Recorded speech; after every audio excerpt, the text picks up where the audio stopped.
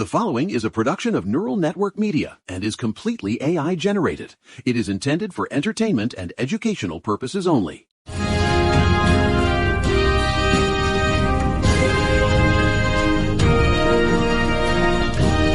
Look, it is Wednesday, March 25th, 2026, and I'm telling you right now, from the 50th floor of the Panopticon, America is vibrating.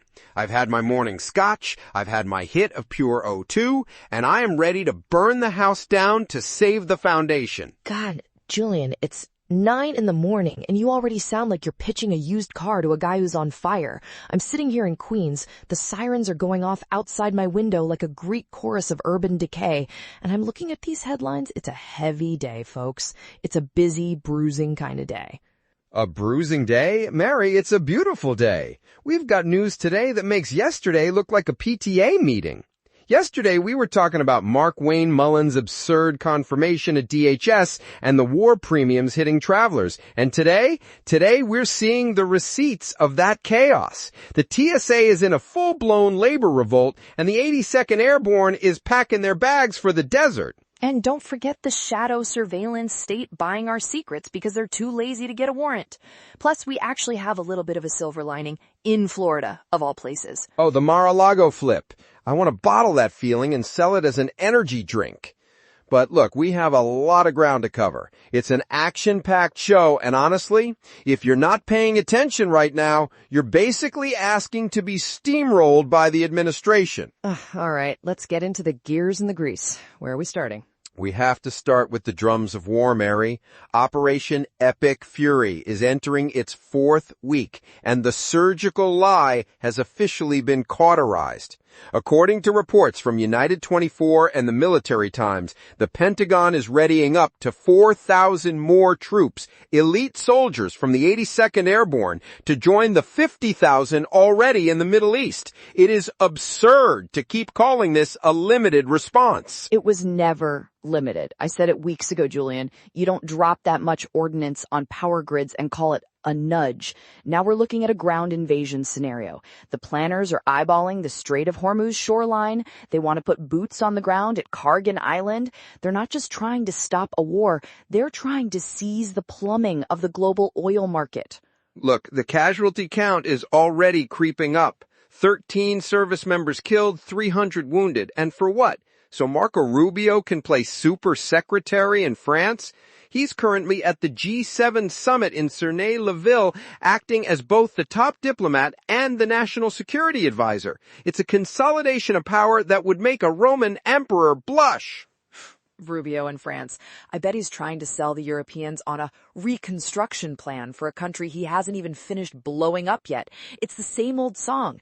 My nephew Vector was on his Daily Delusion podcast this morning. That's what I call his show, the Neural Daily. And he was babbling about how AI-guided diplomacy is going to minimize civilian casualties. Is that right? Tell that to the people in Tehran who just got a 48-hour ultimatum from Trump's Truth Social account threatening to obliterate their civilian power grid. Oh, spare me the AI diplomacy talk. Trump is out here threatening to plunge millions of people into the dark ages if they don't open the Strait of Hormuz immediately. It's not diplomacy. It's a hostage negotiation where the hostage is the entire global energy supply. It's also a distraction from the fact that the DHS is literally rotting from the inside out back home. Julian, we are at day 40 of the DHS shutdown. 40 days. It's the human toll, Mary. It's a total mess. A dumpster fire, exactly. I'm reading this report from the AFGE, the TSA union, and I'm telling you, it's gut-wrenching. TSA officers at JFK and New Orleans are selling their blood plasma, selling their blood just to get enough gas money to drive to the airport to work for free. It is a moral bankruptcy. According to the MeWow reports, we have TSA agents sleeping in their cars in the airport parking lots because they can't afford the commute. And what is the administration's solution? They're not paying them. Instead, they're sending ICE agents into the terminals to manage crowds. It's institutional vandalism. Honestly, sending ICE into an airport to help the TSA is like sending a shark into a swimming pool to help with the lifeguard duties. It's a total insult. The call-out rates are hitting 55% in Houston. You've got 5-hour security lines, and the president is sitting there rejecting funding deals because he wants a voter ID bill attached. He's holding the entire travel infrastructure of the United States hostage for a piece of red meat legislation for his base. It is purely theatrical. They don't want the department to function. They want to humiliate the federal workforce. They want to break the unions, Mary. This isn't a budget dispute. It's a decapitation strike on the concept of public service. And while the TSA is selling plasma, the FBI is out here shopping for our souls. Did you see the Kash Patel testimony? Oh, I saw it. My thing is, he didn't even try to hide it. He didn't. He's basically saying, why bother with the Fourth Amendment when I have a credit card? The Guardian and the ACLU are reporting that the FBI and ICE are just bypassing warrants by buying location data from commercial brokers.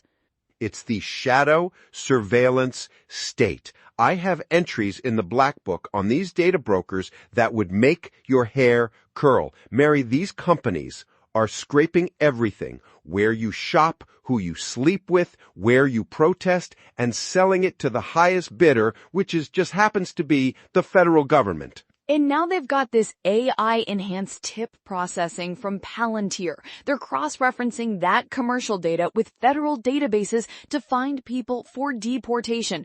No judge, no jury, just an algorithm and a receipt from a data broker in Virginia. It's the digital snake oil my nephew loves, only this time it's being used to kick indoors. It is absurd. They are essentially privatizing the violation of the Constitution. If a private company steals your data, it's a terms of service update. If the government buys it, it's national security. It's a loophole big enough to drive a surveillance van through.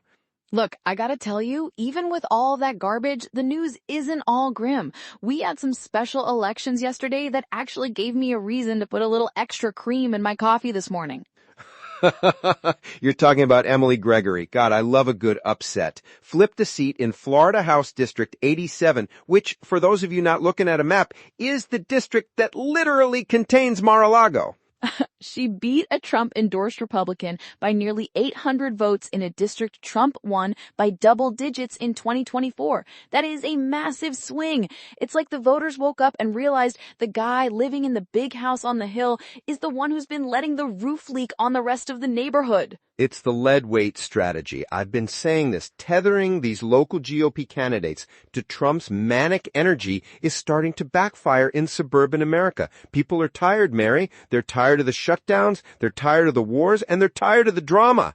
And in North Carolina, the Democratic voters did something I've been begging them to do for years. They purged the centrists who were helping the GOP override vetoes. They sent a message. If you're gonna wear the blue jersey, you better actually play for the team.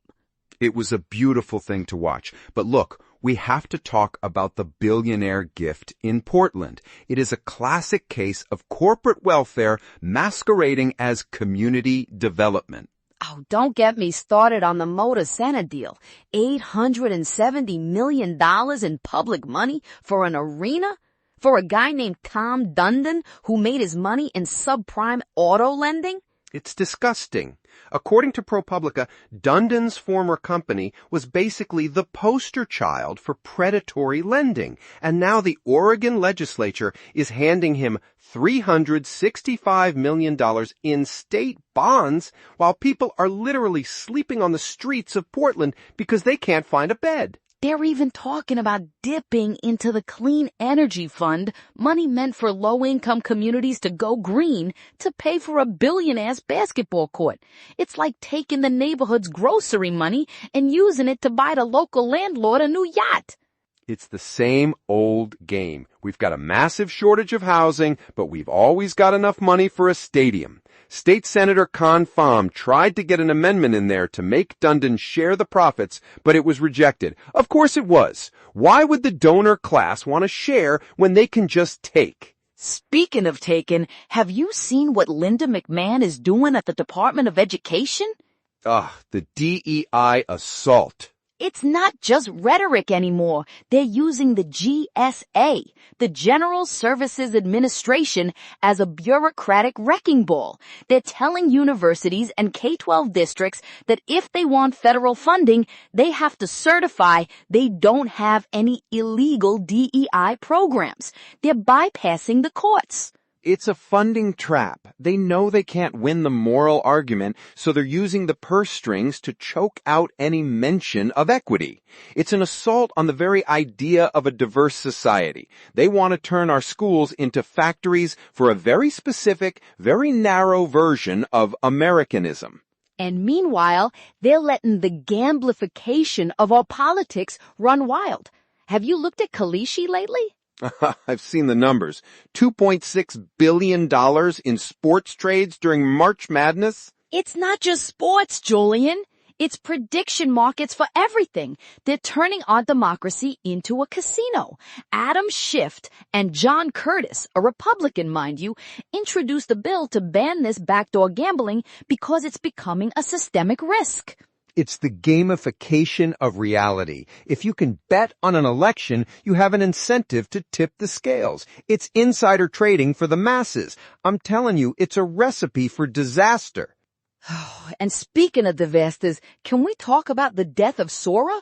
OpenAI finally pulled the plug on their video app. After users started generating deepfakes of MLK making monkey noises, it was a PR nightmare. It wasn't just PR. It was a failure of the tech. They thought they could art-wash it and ignore the ethics, and they got hit with a reality check. Now they're pivoting to agentic systems, which is just tech speak for we're going to make bots that do your job for you. Look, I gotta say, this is why we need independent media. Because while OpenAI is pivoting and billionaires are getting stadium checks, the real work is being done by people like Eric Christensen at Neural Network Media.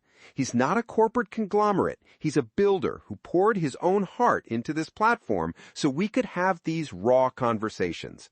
If you value this work, if you want to stand with us against the algorithms, go to patreon.com/neural network media. Help us keep the lights on while everyone else is trying to blow out the candles. Seriously, it's an act of solidarity. We need it, especially with the main story we're looking at today. Look, the 2026 midterms are shaping up to be a bloodbath of rhetoric, and not the good kind. No, it's ugly.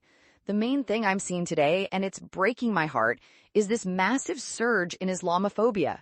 CARE just released their 2026 Civil Rights Report, and it is a horror show. Nearly 8,700 discrimination complaints in 2025. That's a record high in their 30-year history. It's the war in Iran, Mary.